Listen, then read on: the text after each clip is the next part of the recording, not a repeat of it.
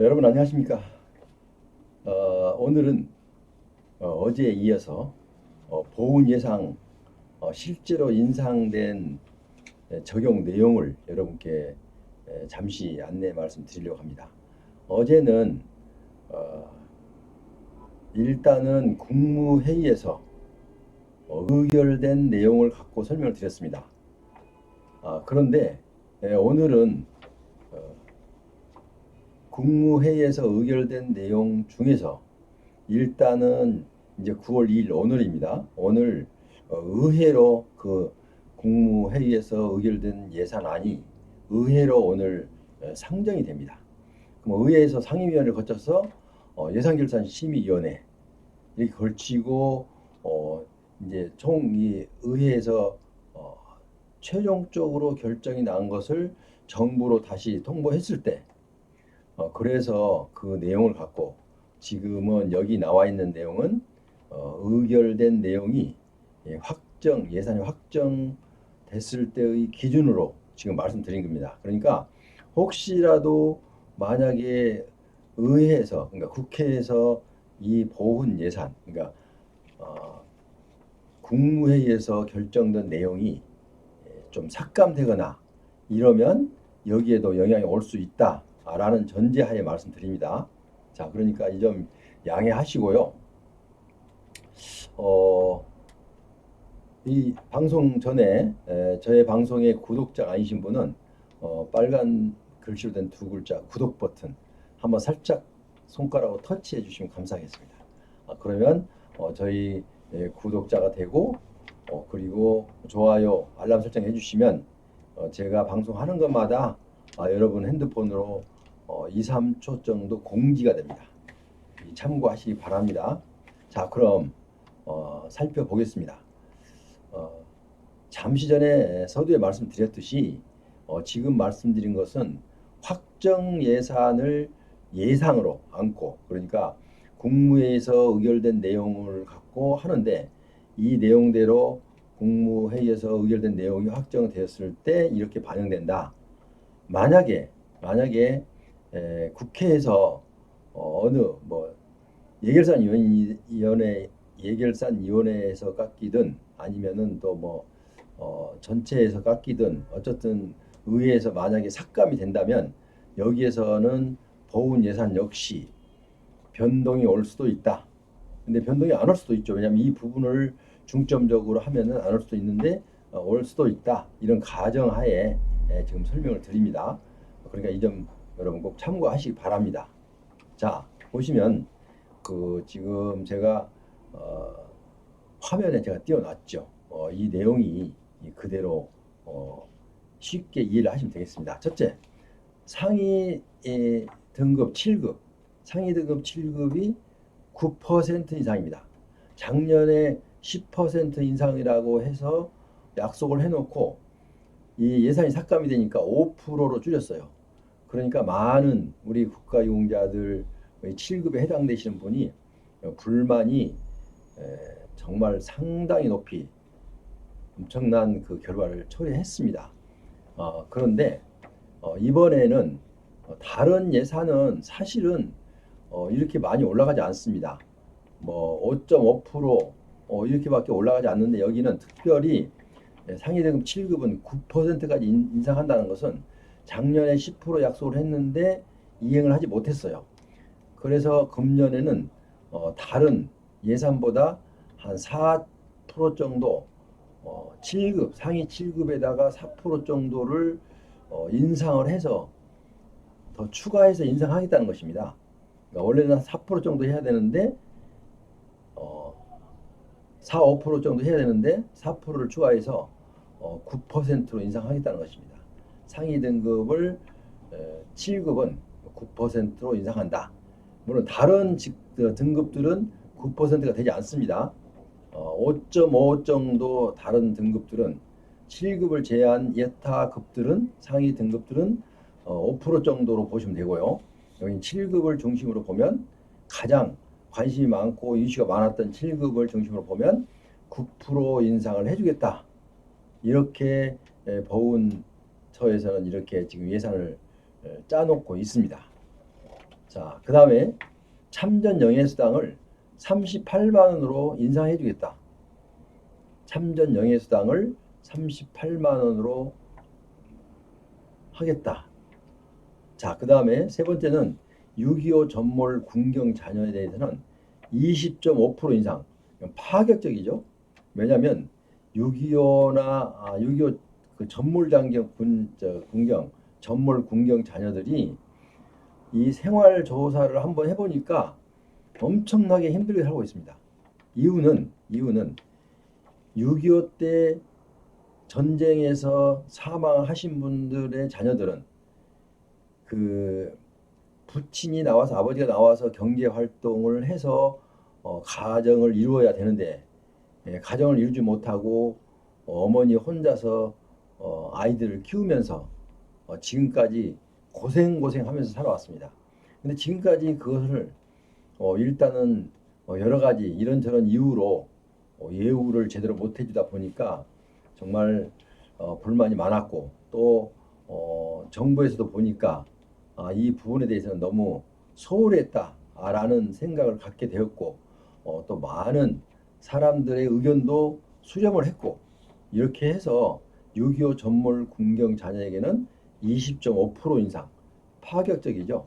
어쨌든 자 이거는 그렇게 할 수가 있었던 것은 7급 상위 7급은 지금 보면은 그 인원수가 상당히 많죠. 그런데 6.25 전몰 군경 자녀는 그렇게 많지가 않다는 겁니다.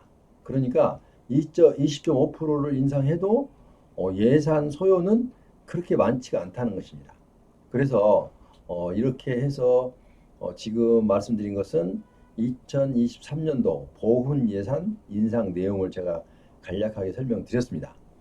자, 상위 7급은 9% 인상, 그리고 참전 영예수당은 38만 원으로, 지금 35만 원이죠. 38만 원으로, 그리고 6.25 전몰 군경 자녀는 20.5%까지 인상을 해주겠다. 이렇게 지금 보훈처에서는 이 예산을 편성해 놓고 있습니다.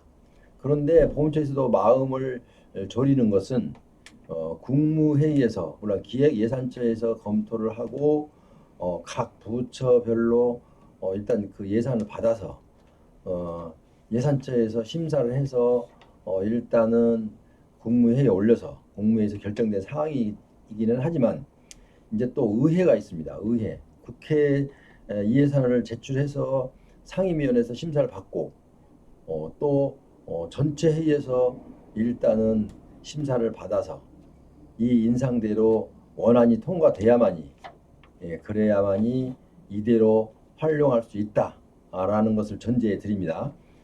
이제 예를 들어서 만약에 거기서 삭감이 되면은 이 내용은 보장을 할 수가 없습니다. 그래도 보훈처에서 이 분들의 이 세 가지를 비중을 두고 그대로 만약에 삭감이 정도에 따라서 삭감이 적게 된다면 이대로 삭감이 되더라도 이 내용대로 아마 갈 것으로 보입니다. 근데 생각보다 삭감이 많아져 버리면 여기까지 손을 댈 수도 있다 이런 생각도 들 수밖에 없습니다. 그래서 여러분들은 일단은 이제 보훈 그 정부에서는 예산을 작년보다 일단 줄였어요. 그러니까 의회에 넘길 때 의결된 내용이 많이 줄였기 때문에 아마 원안대로 통과가 되지 않을까 이런 예측을 해본다고 합니다. 자, 그러니까 아마 이 정도는 시행이 되지 않을까 이런 조심스럽게 이렇게 예측을 해봅니다. 자, 그런데 한 가지 이제 추가로 참고사항을 말씀드리면은요, 보훈처에서 정책 보고서에 보면은 미반영된 내용을 두 가지만 설명을 드릴게요. 자, 보훈처 정책 보고서는 이렇게 미리서 정책을 확정을 해놓고 보고서를 만들어 놓고 그 내용대로 실천을 해 가는데 그렇게 못한 것들이 있는데 그 두 가지를 보면은 상위 등급별 보훈급여 격차가 7급이 적정한 보상금으로 하려면 61만 원이 가야 된답니다. 그러니까 상위 등급별 보훈급여 격차가 7급을 적정한 보상금으로 하려면 월 61만 원이 돼야 된다고 합니다. 근데 지금 그것을 이번에 9% 인상된다 하더라도 그 금액이 되지 않습니다. 그래서 보훈처가 정책 보고에서 미반영 된 내용으로 남을 수밖에 없고요. 자, 두 번째는 참전 명예수당의 적정 수준은 53만 원으로 해야 된답니다. 참전 명예수당. 그런데 지금 38만 원으로 지금 2023년도에 예산을 38만 원으로 인상해 주겠다라고 나와 있지만 사실상 정책 보고서에 보면 53만 원으로 되어 있습니다. 그리고 7급도 61만 원으로 되어 있습니다. 그런데 지금 9% 올라봐야 50 몇만에서 그칠 겁니다. 자, 그래서 이 그 보훈처 정책 보고서는 일단은 예측을 해서 만들어 이렇게 실천해야 되겠다라고 만들어 놓은 것이기 때문에 어쨌든 이렇게 변화가 올 수밖에 없고 아무리 노력해도 예산이 미리 삭감이 돼버리면 이렇게 할 수가 없는 부분입니다. 물론 내부에서 조절을 할 수 있습니다. 다른 부분을 좀 줄이고 이 부분을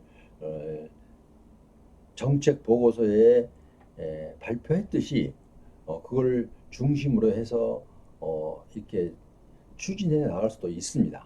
그러나 이 예산은 어느 부서든 소홀히 다릴 수 있는 부서는 없습니다.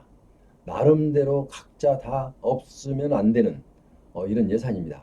왜냐하면 기획예산처에서 각 부처의 연초에 각 부처의 6월 말까지 부서의 각 부처의 예산 계획서를 제출을 하라고 합니다.